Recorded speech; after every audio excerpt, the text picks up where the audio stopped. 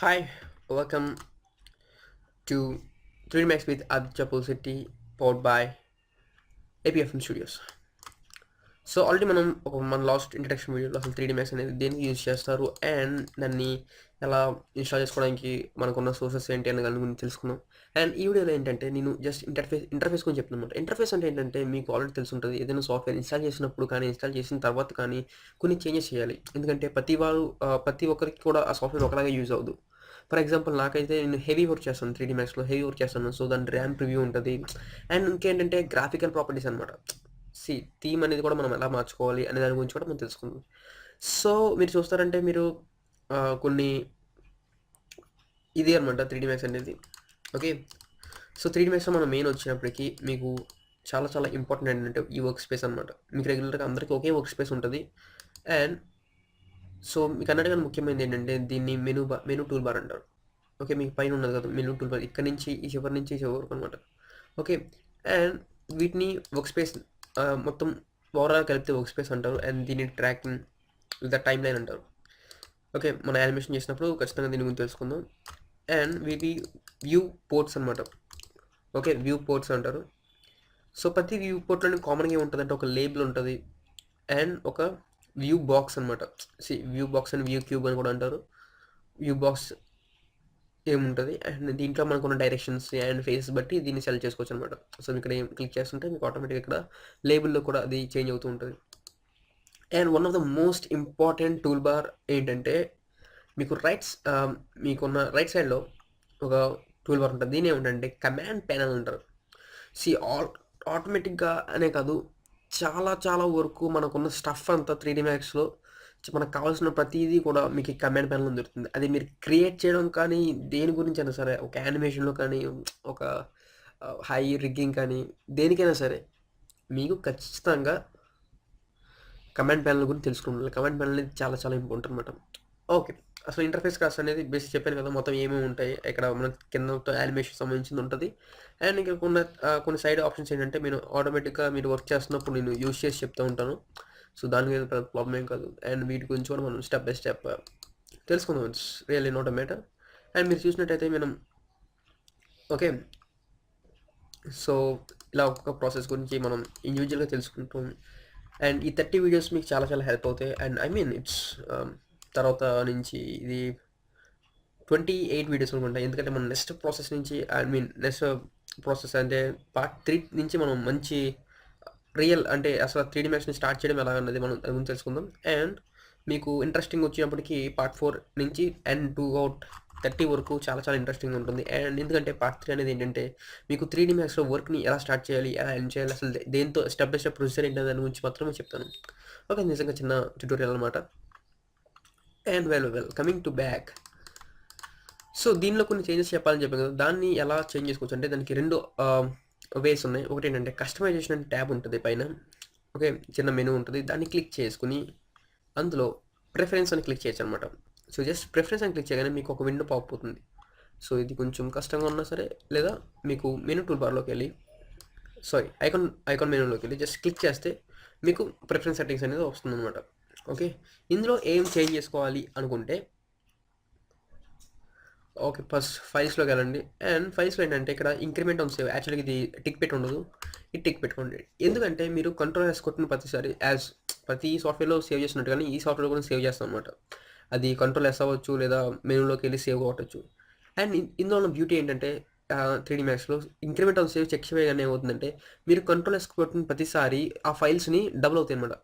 మీరు ఒక file like tutorial 1 అనే ఫైల్ మీద నేను సేవ్ చేశాను అనుకోండి, నేను కంట్రోల్ కొడితే అది ఏమవుతుంది, ట్యుటోరియల్ 2 అవుతుంది అనమాట. అలా నెంబర్ ఆఫ్ ఫైల్స్ని సేవ్ అవుతాయి. దాని రీజన్ ఏంటంటే 3D మ్యాక్స్ అనేది చాలా ర్యామ్ మీద ఎక్కువ బేస్ అయి ఉంటుంది అండ్ గ్రాఫిక్ మీద బేస్ అయి ఉంటుంది అనమాట. ఒకవేళ మీరు ఎక్కడైనా స్ట్రక్ అయ్యి కానీ 3D మ్యాక్స్ క్లోజ్ అయిపోతే ఈ ఫైల్స్ అనేవి యూజ్ అవుతాయి అనమాట.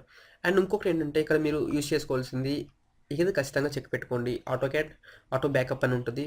Auto backup. ఎందుకంటే ఆటో బ్యాకప్ ఎనేబుల్లో ఉన్నదంటే మీరు సిస్టమ్ ప్రాపర్టీస్ బట్టి అది సేవ్ చేసుకున్న టైంకి మీకు మై డాక్యుమెంట్స్లో 3D మ్యాక్స్ అనే ఫోల్డర్లో ఆటో బ్యాకప్ అనే ఒక ఫోల్డర్ ఉంటుంది. అందులో ఆటోమేటిక్గా మీకు ఫైల్స్ సేవ్ అవుతాయి అనమాట. సో ఇక్కడ అందులో యాక్చువల్ 3 ఫైల్స్ సేవ్ అవుతాయి.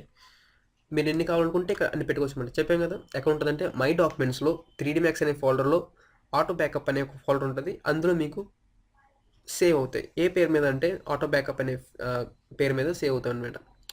ఓకే. నెక్స్ట్ ఆల్రెడీ మీకు డిస్కస్ చేయడం జరిగింది వ్యూ పోర్ట్ అంటే ఏంటో. మనం ఇంకా ఉండేవద్దు, మళ్ళీ తెలుసుకుందాం. అండ్ ఇంకొక వెరీ వెరీ ఇంపార్టెంట్ థింగ్ ఏంటంటే ఈ ఫైల్స్ని చేంజ్ చేసుకోండి. And okay, incremental save check చేసుకోండి. And recent files in menu ఇవన్నీ కూడా మీ ఇంట్రెస్ట్ అనమాట. అండ్ ఆటో బ్యాకప్ ఇంటర్వల్ అంటే ఏంటంటే, బ్యాకప్ ఇంటర్వల్ అంటే ఏంటంటే మీకు ప్రతి 5 మినిట్స్‌గా చేంజ్ అయినా లేదా 10 మినిట్స్‌గా చేంజ్ అయినా ఇలా అవుతుందన్నమాట. ఓకే. సో మీ ఇష్టం వచ్చిన దాన్ని బేస్ చేసుకొని మీరు చేంజ్ చేసుకోవచ్చు. సో వన్స్ అది సేవ్ అయిన తర్వాత నేను ఏం చేస్తానంటే 0.5 మినిట్స్‌కి సేవ్ చేసుకుంటున్నాను. ఓకే. ఎందుకంటే నేను చేసే వర్క్ అనేది నాట్ ఓన్లీ ఈ ట్రైనింగ్ వీడియోస్, నేను చాలా హెవీ వర్క్స్ చేస్తానన్నమాట. క్రియేటింగ్‌లో మోడలింగ్ క్రియేట్ చేసినప్పుడు చాలా వర్క్ ఎక్కువ అవుతుంది, స్ట్రక్చరింగ్ ఎక్కువ అవుద్ది. సో ఎవ్రీ 5 మినిట్స్‌కి ఆటో బ్యాక్ సేవ్ అయితే నాకు కొంచెం హ్యాపీ.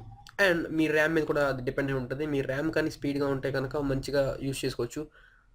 ర్యామ్ కానీ తక్కువ ఉంటే ఐ రికమెండ్ ఏంటంటే మీరు మంచి ర్యామ్‌ని యూజ్ చేయండి. Not only good RAM, also the best RAM. అంటే ఎక్కువ ర్యామ్ కూడా యూజ్ చేయండి. ఎందుకంటే 4 జీబీ అన్నది it's really good. Actually 1 GB సరిపోతుంది. కానీ ఏంటంటే మీరు యూజ్ చేసే పర్పస్ బట్టి సింపుల్ వర్క్స్ అయితే 1 జీబీ అనేది చాలా చాలా ఎక్కువ. కానీ ఒక హైగా చేస్తున్నారనుకుంటే మాత్రం మినిమమ్ 4 జీబీ అనేది కంపల్సరీ అనమాట. సో ఇప్పుడు థీమ్ ఎలా మార్చుకోవాలో చెప్తాను. ఓకే. అది ఎలా ఉంటదంటే మీకు ఎండ్‌లోకెళ్ళిపోయి కమాండ్ ప్యానెల్‌లో రైట్ క్లిక్ చేస్తే కస్టమైజేషన్ అని ఉంటది. దాన్ని క్లిక్ చేయండి. సో వన్స్ మీరు కస్టమైజేషన్ క్లిక్ చేసిన తర్వాత ఇక్కడ లాస్ట్‌లో కలర్స్ అని ఒకటి ఉంటది. సో ఇందులో మీరు సెలెక్ట్ చేసుకొని ఆ కలర్‌ని పెట్టుకోవచ్చనమాట. సో మీకు కలర్ మార్చుకొని ప్రతి దానికి ఇండివిజువల్ నేమ్ ఉంటది. ఆ నేమ్ బట్టి అక్కడ కలర్ మార్చుకోండి. అండ్ మీకు ఎప్పుడైనా సరే సో ఆ కలర్ తప్పుగా పెట్టాము, ఐ మీన్ మనకు నచ్చిన కలర్ ఇది సెట్ కాలేదు, మన వర్క్ ఇది డిస్టర్బెన్స్‌గా ఉంది అనుకుంటే మాత్రం సింపుల్‌గా రీసెట్ కొట్టండి. ఓకే. ఇది పెద్ద ప్రాబ్లమ్ ఏం కాదు. ఓకే. నెక్స్ట్ సో ఇదనమాట ఇంటర్ఫేస్ అంటే. అండ్ మన నెక్స్ట్ వీడియోలో ఏం చెప్తామంటే అసలు ప్రొసీజర్ అనమాట. అంటే స్టెప్ బై స్టెప్ 3 మినిట్స్‌లో వర్క్ ఎలా చేయాలి అనే దాని గురించి చెప్తాం. అండ్ ఈ వీడియోస్ అన్నీ కూడా చాలా చాలా సింపుల్‌గా అండ్ నీట్‌గా మీకు అర్థమయ్యేటట్టుగానే డిజైన్ చేయడం జరిగింది. అండ్ ఈ టాపిక్స్ కూడా మీకు చాలా చాలా ఈజీగా ఉంటుంది. అండ్ ఇంకొక ఇంపార్టెంట్ థింగ్ ఏంటంటే మీరు సెట్ చేసినప్పుడు కానీ ఈ పార్ట్ వైస్ సెట్ చేయండి. అంటే మీరు వర్క్ చేస్తున్నారు, సారీ, మీరు ఒక ప్లేలిస్ట్‌లో చూడలేనట్లయితే మీకు ఆ పర్టిక్యులర్ దాని ముందు కానీ, దాని వెనక కానీ వీడియోస్‌ని లైన్‌గా చూడండి. ఎందుకంటే లైన్‌గా చూస్తేనే ఇది అర్థమవుతుంది. ఎందుకంటే ఒక వీడియోలో నేను ఒక టాపిక్ గురించి చెప్తాను. అండ్ ఇంకో వీడియోలో ఒక టాపిక్ అక్కడితో ఎండ్ అయిపోతుంది కాబట్టి మళ్ళీ నేను రిపీట్ చేయను. కానీ మీకు అది ఎంతో కొంత యూజ్ ఉంటుంది. సో మీరు కానీ స్టెప్ బై స్టెప్ అంటే పార్ట్ 1, పార్ట్ 2, పార్ట్ 3, పార్ట్ 4 అలా లైన్‌గా తీసుకున్నారంటే మీకు ఖచ్చితంగా అర్థమవుతుందనమాట. ఓకే. మీకు నేను ఈ వీడియోలో ఉండే ప్రతి సబ్జెక్ట్ డెప్త్ గురించి కూడా నేను చెప్పడం జరుగుతుంది. సో, లైన్‌గా వాచ్ చేయండి. అండ్ ఎక్కడ కూడా స్కిప్ చేయొద్దు. ఆల్రెడీ మీకు 3డీ మ్యాథ్స్ వచ్చు అనుకుంటే, ఐ మీన్ ఎక్కడైనా బయట నేర్చుకుంటున్నారు అండ్ త్రూ అవుట్ కొంచెం ఐడియా ఉందనుకుంటే అలాంటి వాళ్ళకి మీరు you can actually proceed. But నేను ఎవరిని చెప్తున్నానంటే మీకు ఆల్రెడీ 3డీ మ్యాథ్స్ అంటే ఏంటో తెలీదు అనుకుంటే మాత్రం మీరు లైన్‌గా వాచ్ చేయండి. లైన్‌గా వాచ్ చేయకపోతే మీకు అర్థం కాదు. అండ్ నేను చాలా చాలా డెప్త్ ఎక్కువ ఉన్న కొన్ని లింక్స్ గురించి చెప్తాను. Okay. Thank you for watching this video.